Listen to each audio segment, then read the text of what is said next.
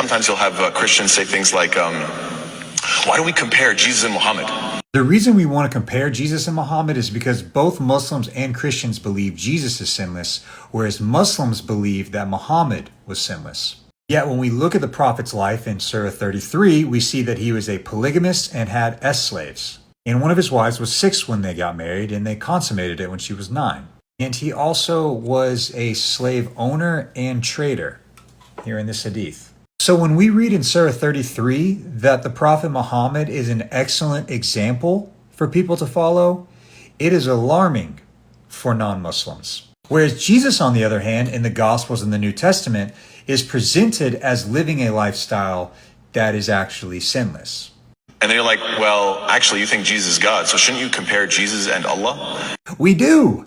That's the whole debate between the Muslim idea of God, pure monotheism, and the Trinity, God being 3 persons and Jesus being the second person of the Trinity.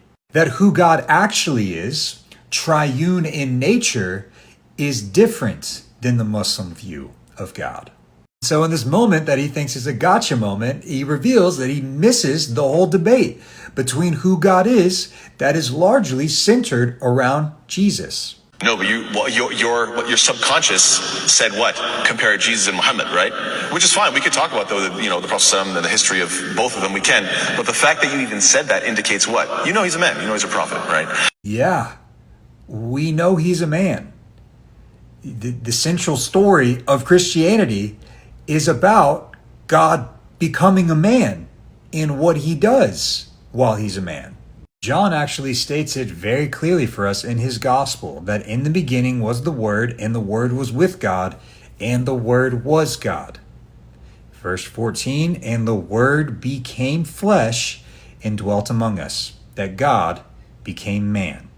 And we've seen his glories of the only Son from the Father, full of grace and truth. The whole point of comparing Jesus and Muhammad is showing that Jesus is not like Muhammad. Not in character and how they lived their lives, or in ontological being, that Jesus is actually God with us.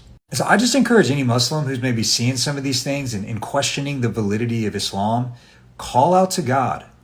Ask him to show you who Jesus really is. Better yet, call out to Jesus himself and see if he will reveal himself to you, not as a prophet, but as the Son of God.